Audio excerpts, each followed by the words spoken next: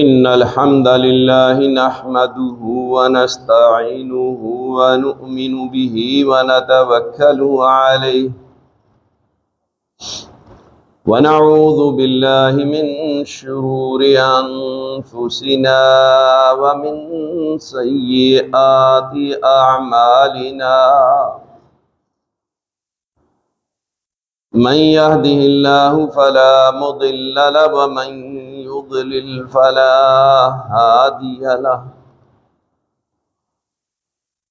وأشهد أن لا إله إلا الله وأشهد أن محمدا عبده ورسوله يا أيها الذين آمنوا اتقوا الله حق تقاته ولا تموتن إلا وأنتم مسلمون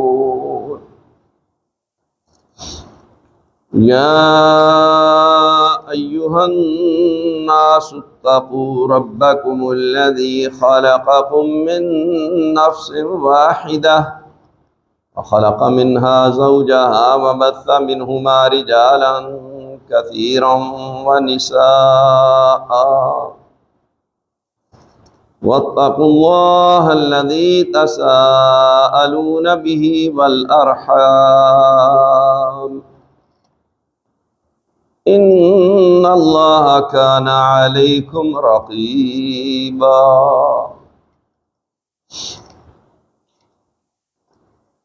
يا أيها الذين آمنوا اتقوا الله وقولوا قولا سديدا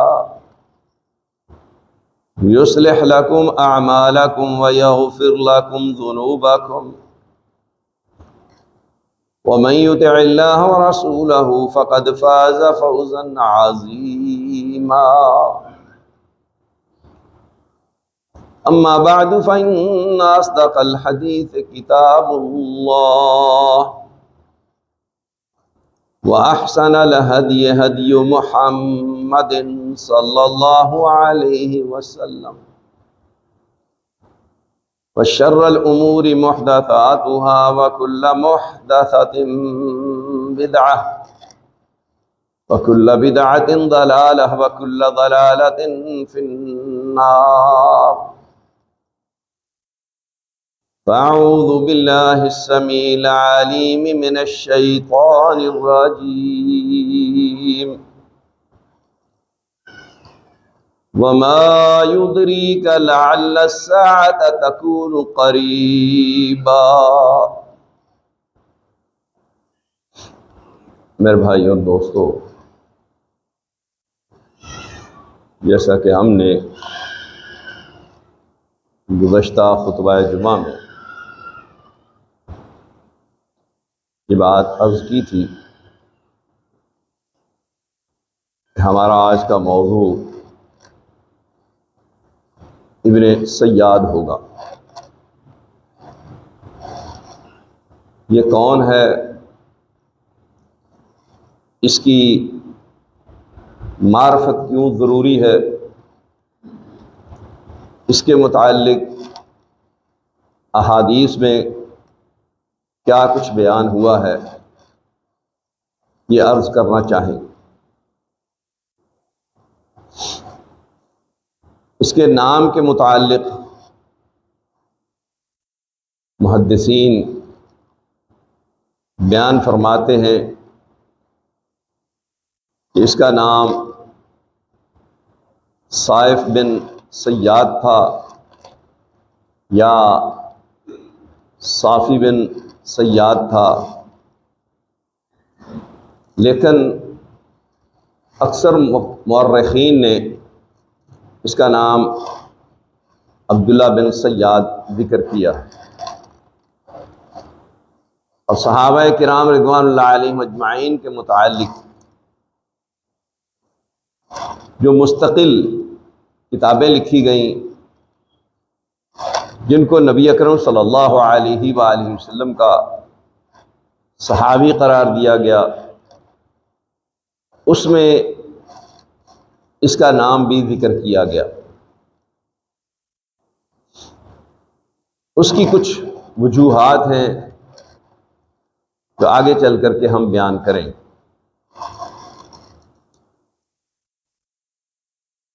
عبداللہ بن عمر رضی اللہ تعالیٰ عنہ کی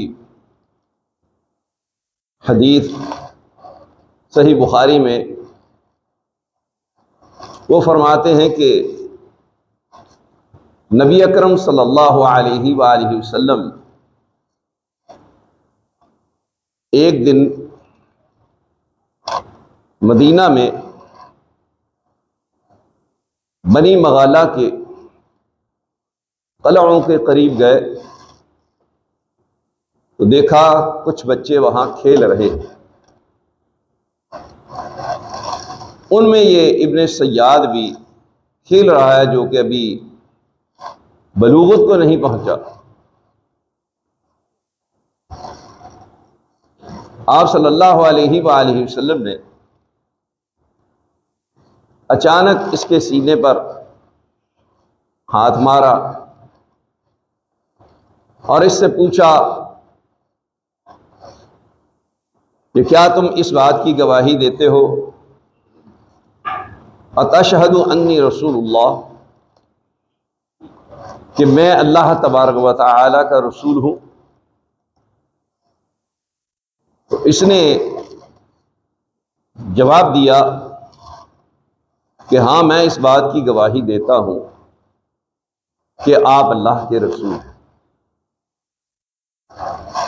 پھر اس نے آپ صلی اللہ علیہ وآلہ وسلم سے سوال کیا کہ کیا آپ گواہی دیتے ہیں کہ میں اللہ کا رسول ہوں؟ آپ صلی اللہ علیہ وآلہ وسلم نے فرمایا کہ میں اللہ تبارک و تعالی پر اور اس کے رسولوں پر ایمان رکھتا ہوں۔ یہ کہہ کر کہ آپ نے اس سے سوال کیا یہ بتاؤ کہ تم کیا دیکھتے ہو؟ اس نے کہا کہ میں سچا بھی دیکھتا ہوں اور جھوٹا بھی دیکھتا ہوں، یا دوسری روایت کے مطابق کہ میرے پاس سچے بھی آتے ہیں اور جھوٹے بھی آتے ہیں،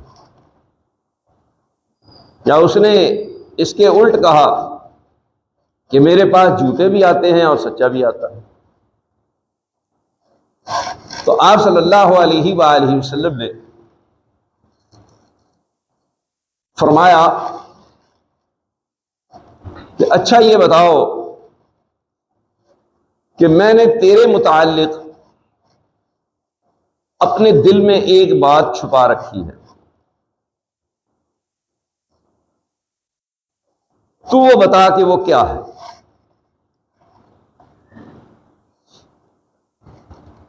تو اس نے کہا کہ دکھ آپ علیہ السلام نے فرمایا کہ تو ناکام ہوا، خائب و خاسر ہوا، تو اس معاملہ تک نہیں پہنچ سکا جو بات میں نے دل میں چھپائی۔ پھر آپ صلی اللہ علیہ وآلہ وسلم فرماتے ہیں میں نے دل میں جو بات چھپائی تھی، سوچی تھی، وہ سورہ دخان کی آیت تھی فارتقب یوم تأتی السماء بدخان مبین۔ تو لہذا تو جو کچھ بیان کر رہا ہے یہ شیاطین کا طریقہ ہے کہ وہ اس بات کو قطع کر کے بیان کرتے ہیں۔ اس میں آپ صلی اللہ علیہ وآلہ وسلم نے اس بات کی خبر دی کہ اس پر شیاطین وارد ہوتے ہیں، جیسا کہ اس سے پہلے بھی عرض ہو چکا کہ وہ خود بھی اس بات کا معترف تھا۔ عبداللہ بن عمر سے ہی دوسری روایت صحیح مسلم میں کہ آپ صلی اللہ علیہ وآلہ وسلم نے اس سے سوال کیا کہ یہ بتاؤ کہ تم کیا دیکھتے ہو، تمہیں کیا کچھ نظر آتا ہے؟ تو اس نے کہا کہ میں پانی کے اوپر عرش دیکھتا ہوں، تخت دیکھتا ہوں۔ تو آپ صلی اللہ علیہ وآلہ وسلم نے فرمایا کہ تو شیطان کو دیکھتا ہے، جیسا کہ صحیح بخاری میں ہی ایک اور حدیث میں کہ آپ صلی اللہ علیہ وآلہ وسلم نے اس بات کی خبر دی ہے کہ شیطان کا تخت پانی کے اوپر ہے اور وہ اپنے کارندوں سے، اپنے ماتحتوں سے، اپنی ذریت سے جب شام کو خبریں وصول کرتا ہے تو ان سے پوچھتا ہے کہ تم کیا کر کے آئے ہو؟ تو آپ نے فرمایا کہ اس کا تخت پانی کے اوپر ہے۔ اس سے بھی یہ بات واضح ہوئی کہ شیاطین کا اس کے پاس آنا جانا تھا۔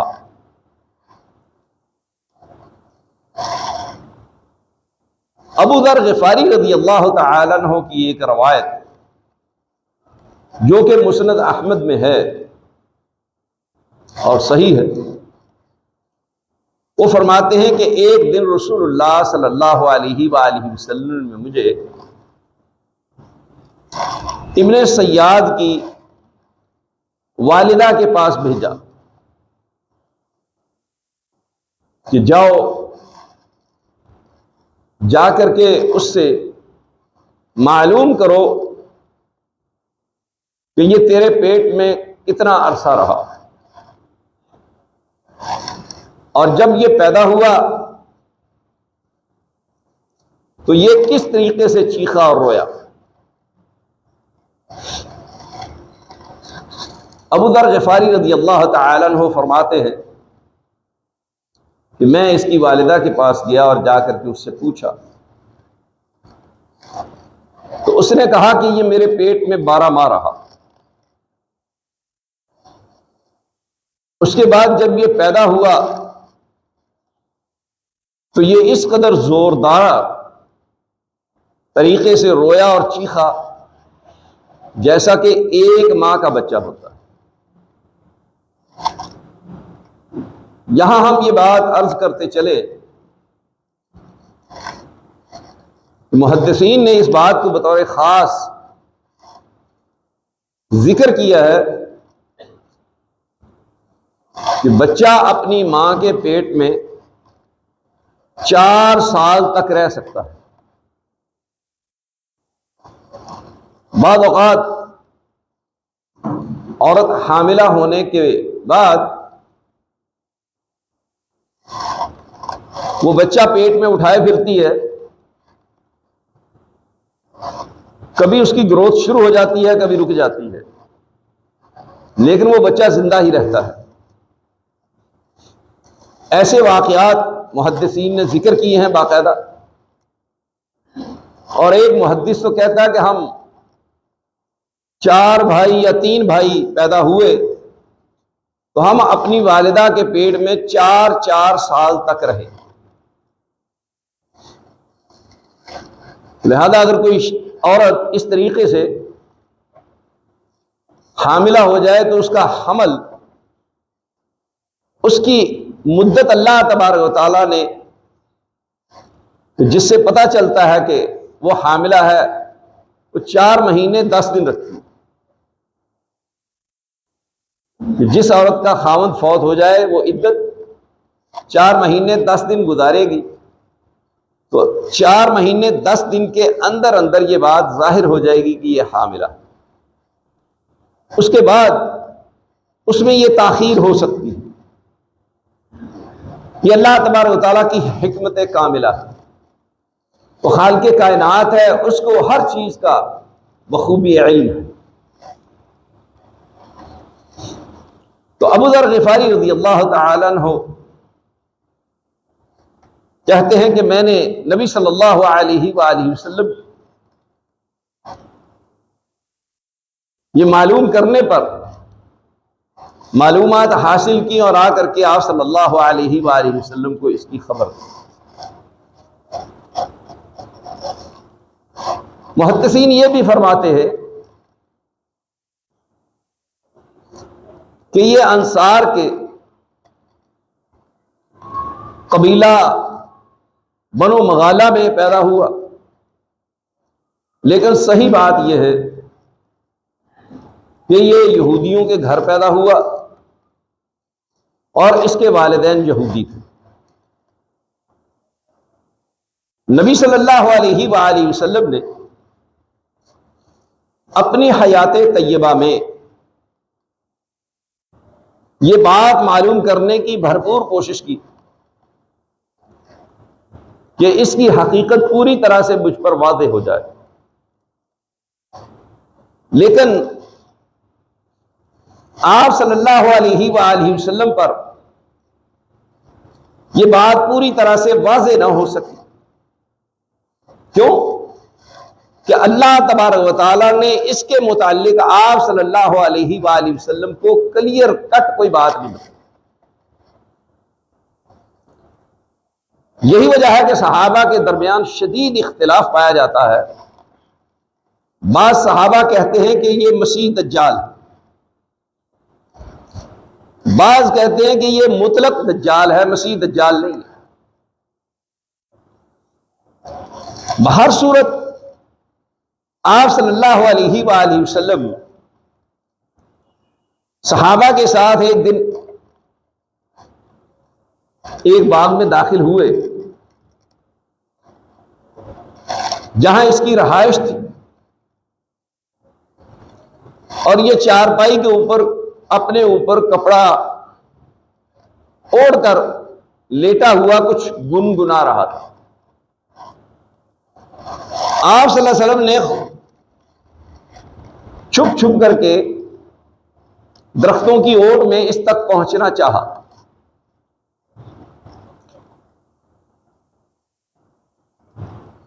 اس کی والدہ نے دیکھ لیا اور اسے کہا کہ اے صاف، یہ محمد صلی اللہ علیہ وسلم آ رہے۔ جب اس نے یہ سنا تو خاموش ہو گیا، اور جو کپڑا اوڑھ کر کے لیٹا ہوا تھا اٹھ کر کے بیٹھ گیا۔ تو آپ صلی اللہ علیہ وآلہ وسلم نے فرمایا کہ اگر اس کی والدہ اس کو اس بات پر مطلع نہ کرتی اور جو کچھ میں سننا چاہ رہا تھا اور یہ گنگنا رہا تھا میں وہ سن لیتا تو اس کا معاملہ واضح ہو جاتا۔ لیکن جب نبی اکرم صلی اللہ علیہ وآلہ وسلم نے مختلف مواقع پر اپنے ان خدشات کا اظہار کیا، اور ایک موقع پر جیسا کہ ہم بیان کر چکے اس نے اپنے رسول ہونے کا دعویٰ کیا، تو عمر رضی اللہ تعالی عنہ نے رسول اللہ صلی اللہ علیہ وآلہ وسلم سے اس بات کی اجازت چاہی کہ اللہ کے رسول صلی اللہ علیہ وسلم مجھے اجازت دے دو، میں اس کا سر قلم کر دوں، اس کو قتل کر دوں۔ آپ نے فرمایا کہ عمر، اگر تو یہ مسیح دجال ہے پھر تو تجھے اس پر تسلط حاصل نہیں ہوگا، تو اسے قتل نہیں کر سکے۔ اگر وہ مسیح دجال نہیں ہے تو پھر تجھے اس کے قتل کرنے سے کوئی فائدہ نہیں۔ مسیح دجال کو قتل نہ کرنے کی قدرت حاصل ہونا، اس کی وجہ اور سبب آپ کو یاد ہوگا کہ ہم نے مسیح دجال کے متعلق خطبہ دیا تھا، اس میں یہ بات عرض کی تھی کہ آپ صلی اللہ علیہ وآلہ وسلم نے اس بات کی خبر دی ہے کہ مسیح دجال کو عیسیٰ علیہ السلام ہی قتل کریں۔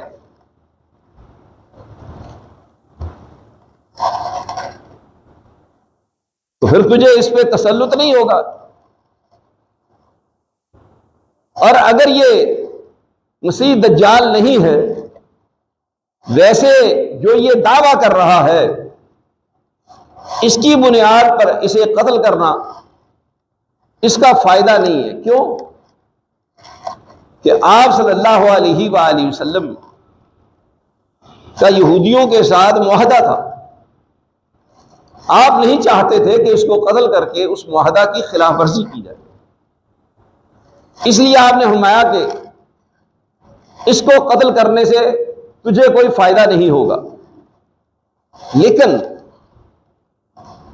عمر رضی اللہ تعالی عنہ کا یہ خیال تھا کہ یہ مسیح دجال ہی ہے، اور انہوں نے نبی اکرم صلی اللہ علیہ وآلہ وسلم کے سامنے، جیسا کہ صحیح بخاری کی حدیث ہے، قسم کھا کر کے کہا کہ یہ مسیح دجال ہی ہے۔ آپ صلی اللہ علیہ وآلہ وسلم نے ان کی اس بات کی نہ تصدیق کی نہ تکذیب کی، خاموشی اختیار کی۔ ایسے ہی ابن عمر رضی اللہ تعالی عنہ کا بھی یہی خیال تھا، جابر رضی اللہ تعالی عنہ کا بھی یہی خیال تھا، اور بھی بعض صحابہ یہ بات سمجھتے تھے کہ یہ مسیح دجال ہی ہے۔ سوال یہ پیدا ہوتا ہے کہ نبی اکرم صلی اللہ علیہ وآلہ وسلم نے اس کے متعلق خاموشی کیوں اختیار کی؟ اتنا اہم ترین معاملہ، اور آپ کے سامنے قسم کھا کر کے صحابہ یہ بات بیان کرتے ہیں کہ یہ مسیح دجال ہے، آپ خاموش ہیں، جبکہ عمومی قاعدہ اور ضابطہ یہ ہے کہ نبی اکرم صلی اللہ علیہ وآلہ وسلم اگر کسی بات پر خاموشی اختیار کریں تو اس کا مطلب ہوتا ہے کہ آپ کی رضامندی۔ اسے محدثین کی اصطلاح کے مطابق تقریری حدیث کہا جاتا ہے، کہ آپ کے سامنے جو کام کیا گیا آپ علیہ السلام نے اس پر خاموشی اختیار کی، اس کو تقریری حدیث کہا جاتا ہے، اور یہ قابل حجت ہے کہ جو کام آپ کے سامنے کیا گیا آپ نے خاموشی اختیار کی، وہ کام کر سکتے ہیں۔ اس کی بہت ساری مثالیں ہیں، لیکن ہمارے روزمرہ کے معاملات سے ریلیٹڈ ایک بات، تاکہ آپ کو مسئلہ بھی سمجھ آ جائے اور اس حدیث کی تعریف کا بھی پتہ چل جائے۔ صحیح ابن خزیمہ میں، سنن ترمذی میں، مسند احمد میں یہ روایت موجود ہے کہ آپ صلی اللہ علیہ وآلہ وسلم نے ایک دن فجر کی نماز پڑھائی، نماز سے فارغ ہوئے تو ایک صحابی نے اٹھ کر کے نماز شروع کر دی۔ آپ صلی اللہ علیہ وآلہ وسلم نے پوچھا کہ کیا فجر کی نماز کے 4 فرض ہیں؟ کون سی نماز تو نے پڑھی ہے، ہمارے ساتھ والی یا یہ والی؟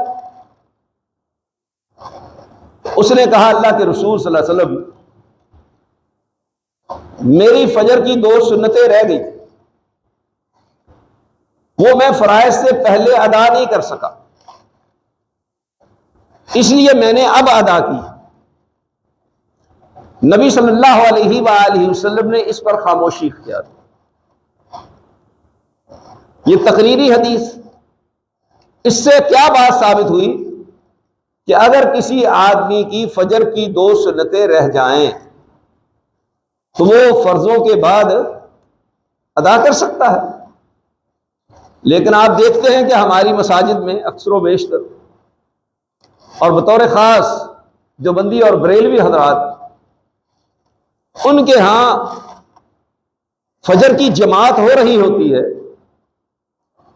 اور یہ حضرات پیچھے سے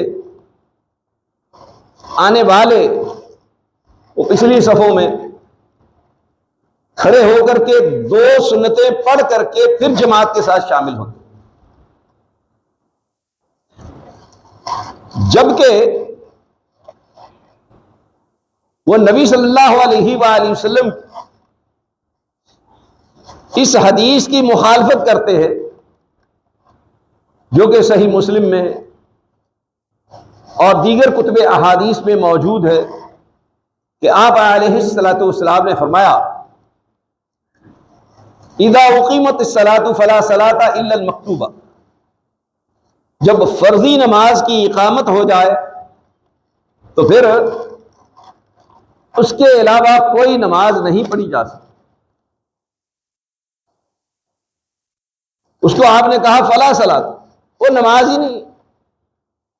اب یہ عبث فعل نبی صلی اللہ علیہ وسلم کے فرمان کے صریحاً خلاف عمل ہو رہا، سمجھانے بجھانے کے باوجود لوگ نہ سمجھنے کے لیے تیار ہیں اور نہ ہی اپنا یہ عمل چھوڑنے کے لیے تیار ہیں۔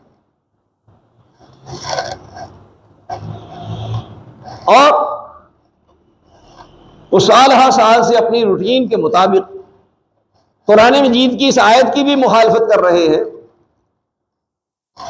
وَإِذَا قُرِئَ الْقُرْآنُ فَاسْتَمِعُوا لَهُ وَأَنصِتُوا لَعَلَّكُمْ تُرْحَمُونَ، جس کو امام کے پیچھے قرات اور سورۃ الفاتحہ نہ پڑھنے کے لیے دلیل بناتے ہیں، اسی آیت کی یومیہ فجر کے وقت مخالفت کرتے ہیں اور مولوی صاحبان ان کے اس عمل کی تائید کرتے ہیں۔ بہر صورت یہ تقریری حدیث قابل عمل ہوتی ہے، لیکن یہاں پر آپ صلی اللہ علیہ وآلہ وسلم کا خاموش رہنا کیا یہ حجت اور دلیل ہے؟ یہ حجت اور دلیل اس لیے نہیں کہ نبی صلی اللہ علیہ وآلہ وسلم نے مسیح دجال کے متعلق جو نشانیاں بتائیں، جو اس کے احوال بتائے، جو آپ صلی اللہ علیہ وآلہ وسلم کا یہ فرمانا بطور خاص کہ اسے عیسیٰ علیہ السلام قتل کریں گے، عیسیٰ علیہ السلام کے نزول سے پہلے اس کا خروج ہوگا، یہ ان تمام احادیث کے خلاف بات تھی، چونکہ آپ کو اللہ تبارک و تعالیٰ نے اس کے متعلق کوئی خبر نہیں دی تھی، اس لیے آپ صلی اللہ علیہ وآلہ وسلم نے خاموشی اختیار کی۔ یہاں کچھ باتیں جو ہمارے عقائد سے ریلیٹڈ ہیں یہ سمجھنے والی ہیں۔ پہلی بات کہ جس چیز کا اللہ تبارک و تعالیٰ نے نبی صلی اللہ علیہ وآلہ وسلم کو علم نہیں دیا، آپ کو اس کا علم نہیں ہو سکتا۔ آپ خاتم النبیین ہیں اور سید الاولین والآخرین ہیں، امام الانبیاء ہیں، خطیب الانبیاء ہیں، ان سب کے باوجود آپ صلی اللہ علیہ وآلہ وسلم کو علم غیب نہیں۔ اگر علم غیب ہوتا تو آپ علیہ السلام عمر رضی اللہ تعالی عنہ کو یہ بات کہتے کہ تیری بات غلط ہے، یا کہتے کہ تیری بات صحیح ہے۔ ایک دوسری بات کہ یہ جلیل القدر صحابہ کرام رضوان اللہ علیہم اجمعین، جن میں عمر، ان کے بیٹے ابن عمر، جابر رضوان اللہ علیہم اجمعین کے علاوہ اور بھی بعض صحابہ، ان کو بھی اس حقیقت کا علم نہیں ہو سکا کہ یہ واقعتاً مسیح دجال ہے یا عام دجال ہے۔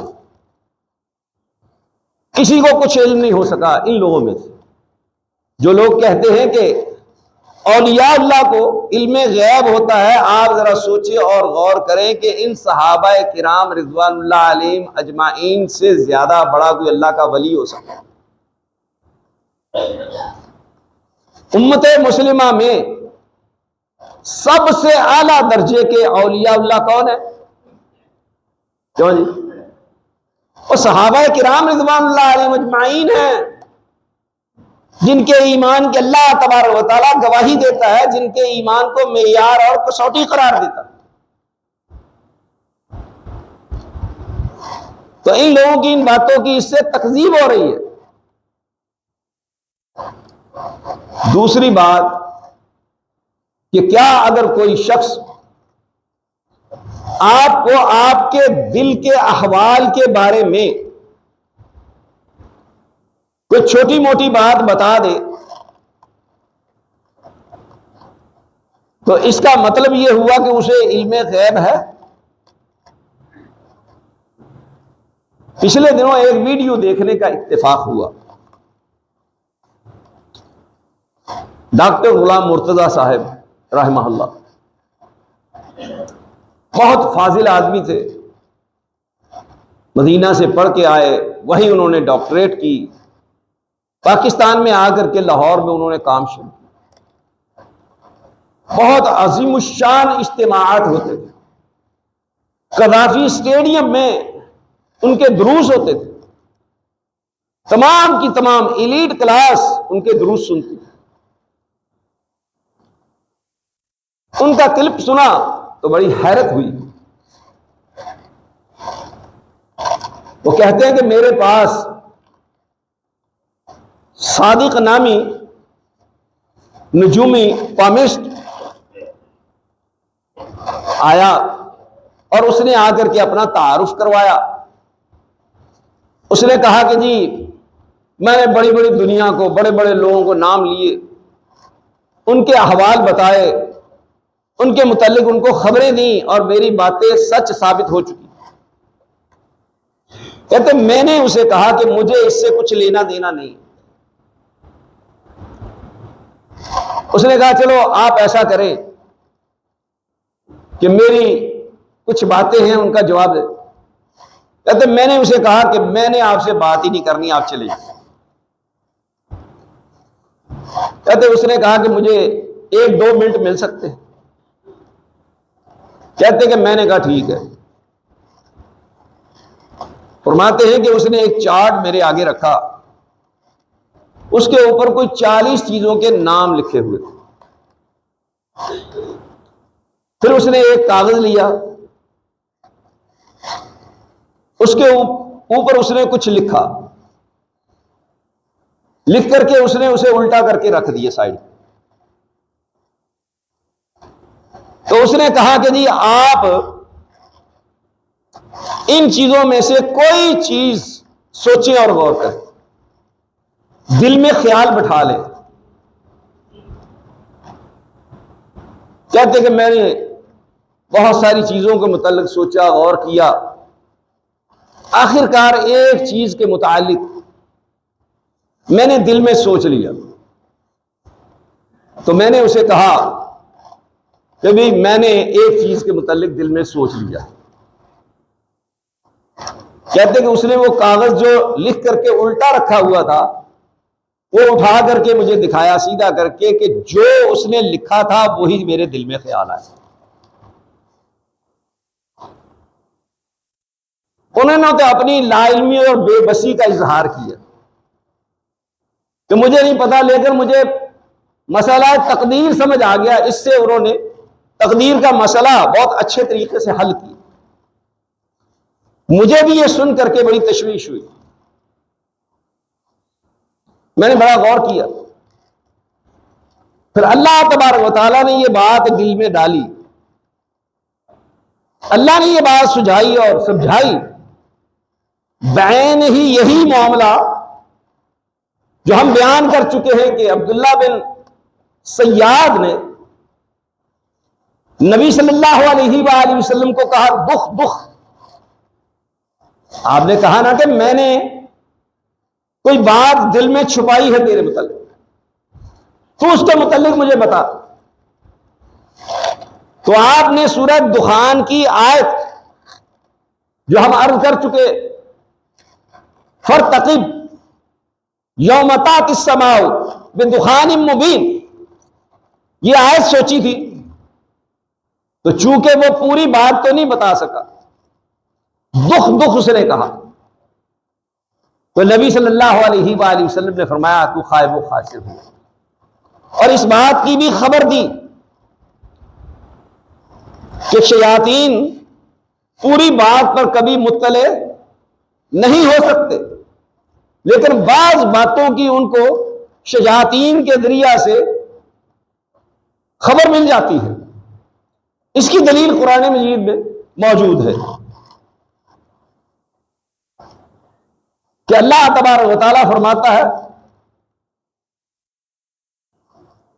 کہ ہم آپ کو بتائیں کہ شیاطین کن پہ وارد ہوتے ہیں،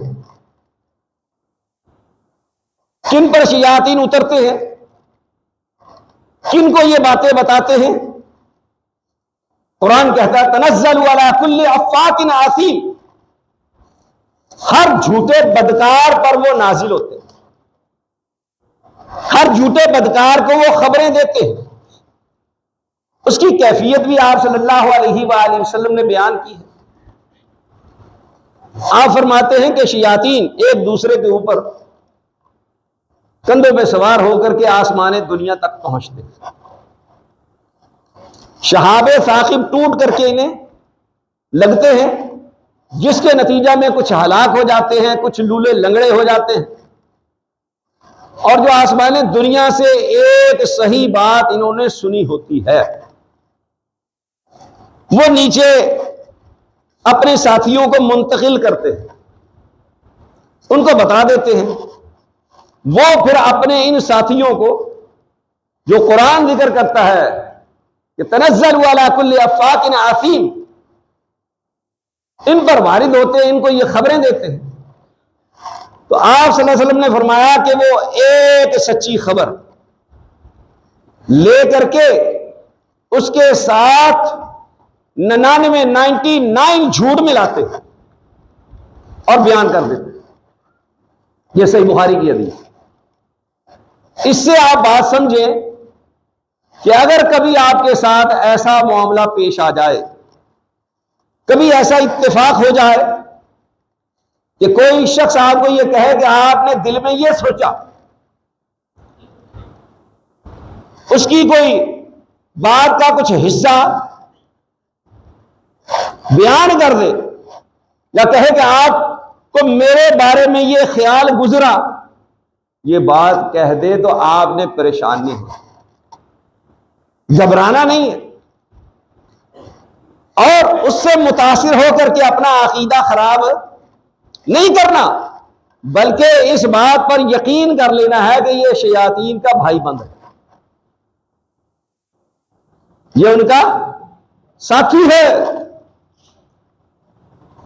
نبی صلی اللہ علیہ وآلہ وسلم نے ان تمام باتوں کی رہنمائی فرما دی، کھول کر کے ان چیزوں کو اللہ اور اس کے رسول نے بیان کر دیا کہ کبھی ایسے لوگوں سے آپ نے متاثر نہیں ہونا، اور ان کی باتوں پر یقین نہیں کرنا، اور اپنا عقیدہ خراب نہیں کرنا۔ تو دلچسپ بات یہ ہے کہ مسند احمد کی ہی روایت کہ یہ ابن سیاد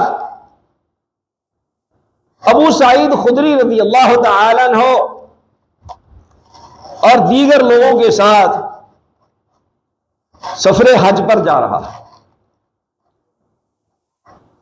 کہتے ہیں کہ ایک جگہ پر ہم نے پڑاؤ ڈالا تو سب ساتھی بکھر کر کے علیحدہ علیحدہ ہو کر کے آرام کرنے لگے، تو ابن سیاد کو یہ موقع مل گیا کہ میں اکیلا ہوں، تو یہ میرے پاس آ کر کے بیٹھ گیا، اور اس نے میرے ساتھ گفتگو شروع کی، کہنے لگا کہ دیکھو یہ لوگ مجھ سے اچھا سلوک نہیں کر رہے، مجھے اپنے سے دور دور کرتے ہیں، تو میرا دل یہ چاہتا ہے کہ میں کوئی رسی درخت پر لٹکا کر کے اپنے گلے میں ڈال لوں اور پھانسی لے لوں، اس کے ساتھ جھول جاؤں۔ میں اس قدر دل برداشتہ ہوا ہوں لوگوں کے اس رویہ سے۔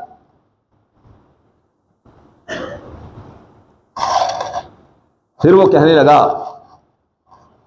کہ یہ لوگ مجھے دجال سمجھتے ہیں، آپ خود بتاؤ کہ نبی اکرم صلی اللہ علیہ وآلہ وسلم نے تو فرمایا کہ مسیح دجال مکہ اور مدینہ میں داخل نہیں ہو سکے گا، تو میں تو پیدا ہی مدینہ میں ہوا۔ پھر اس نے کہا کہ آپ صلی اللہ علیہ وآلہ وسلم نے فرمایا کہ مسیح دجال کی اولاد نہیں ہوگی، کہتا میری تو اولاد بھی ہے۔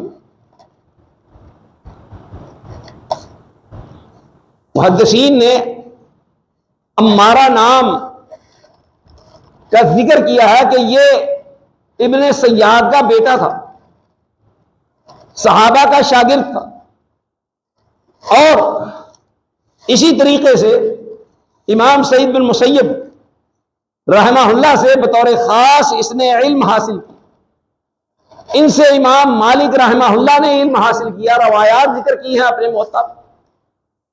اور محدثین فرماتے ہیں کہ یہ ثقہ لوگوں میں سے تھا، بہت اچھا آدمی تھا، بڑا نیک تھا، متقی تھا، پرہیزگار۔ تو وہ کہتا ہے کہ میری تو اولاد بھی ہے، میں تو آپ لوگوں کے ساتھ حج کرنے کے لیے بھی جا رہا ہوں، تو آپ کی باتیں تو غلط ہیں، صحیح نہیں ہے۔ ابو سعید خدری رضی اللہ تعالی عنہ کہتے کہ میں نے اس کو اس کی کسی بات کا جواب نہ دیا۔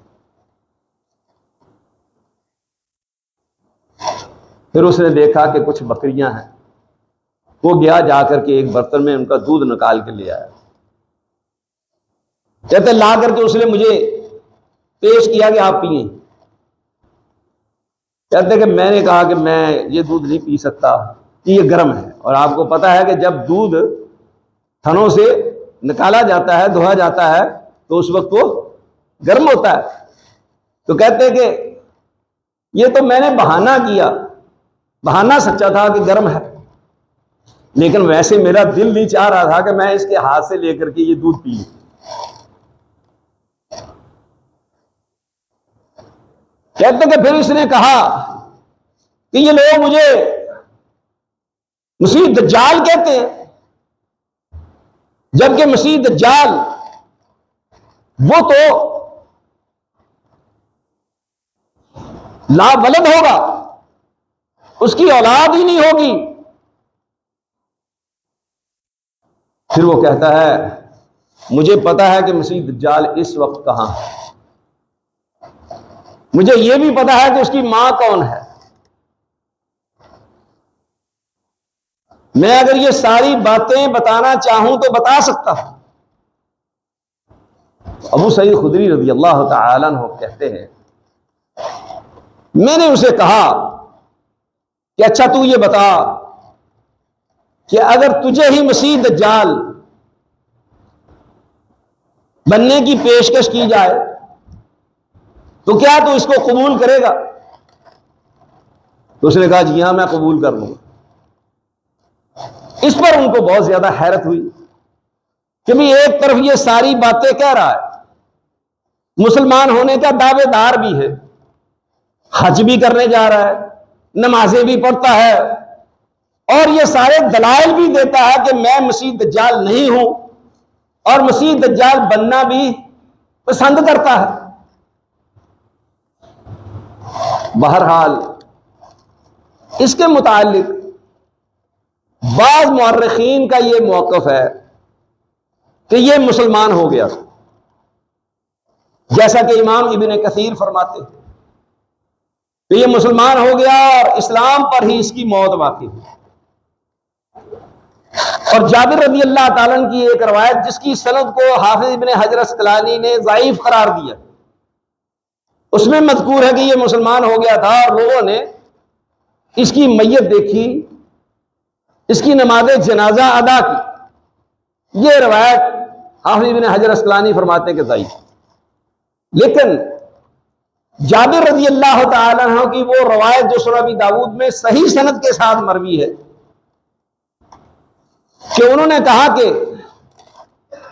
واقعہ حرہ کے دن یہ غائب ہو گیا، پھر ہمیں اس کا کچھ عطا پتہ نہ ہو سکا، کچھ بھی معلوم نہ ہو سکا۔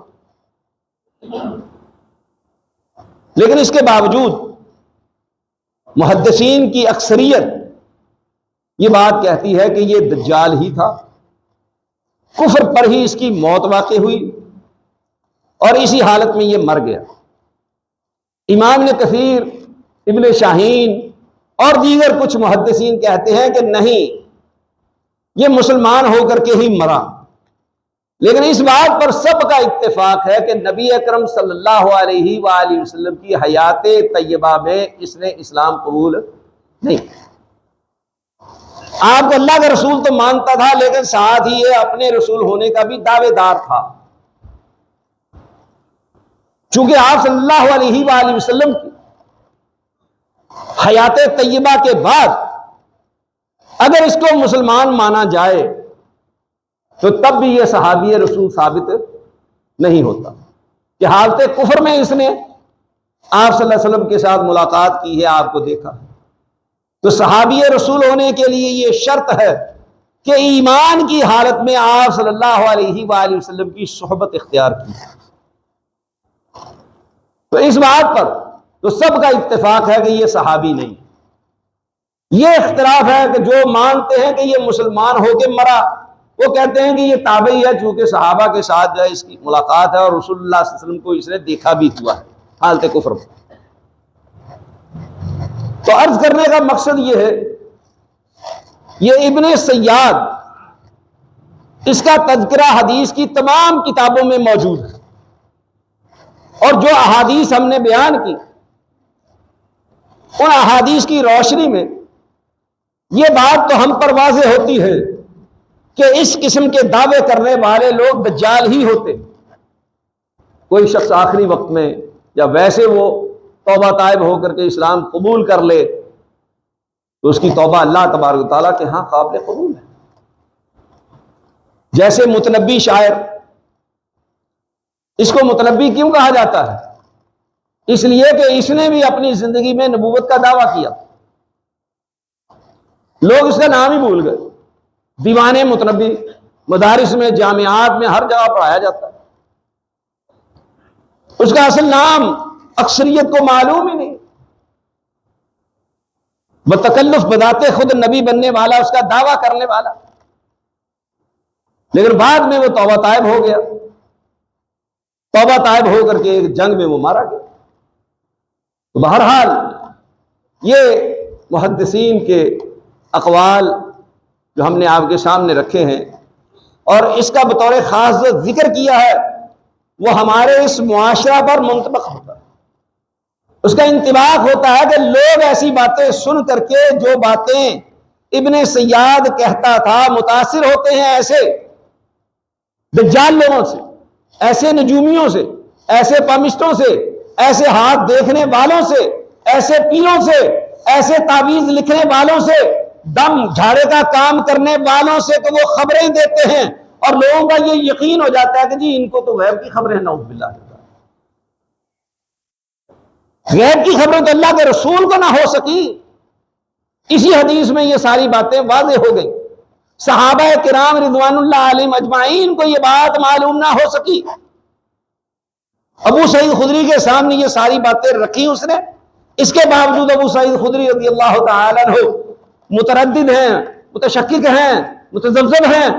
اگر ان کو یقین ہوتا، علم غیب ہوتا، تو وہ اس کو کہتے کہ میں تو جانتا ہوں، میں نے لوح محفوظ میں دیکھ لیا، جیسا کہ اعلیٰ حضرت کہتے ہیں علی شیخ عبد القادر جیلانی کے متعلق، ان کی ایک آنکھ تو لوح محفوظ پہ ٹکی رہتی، تو کہتے کہ میں نے دیکھ لیا ہے کہ تو دجال ہی ہے، تو اسی حالت میں مرے گا، تو مسلمان نہیں ہے۔ میرے بھائی اور دوستو، یہ جتنی بھی لوگ اس قسم کی باتیں کرتے ہیں وہ صریحاً کتاب و سنت کے خلاف ہیں، اس کی کوئی حقیقت نہیں ہے۔ تو اللہ تبارک و تعالیٰ سے دعا ہے کہ اللہ تبارک و تعالیٰ مجھے اور آپ کو اپنے عقائد کو درست کرنے کی توفیق عطا فرمائے، اور جو ہمارے اندر خامیاں کوتاہیاں ان کو دور کرنے کی توفیق عطا فرمائے۔ آخر دعوانا الحمدللہ۔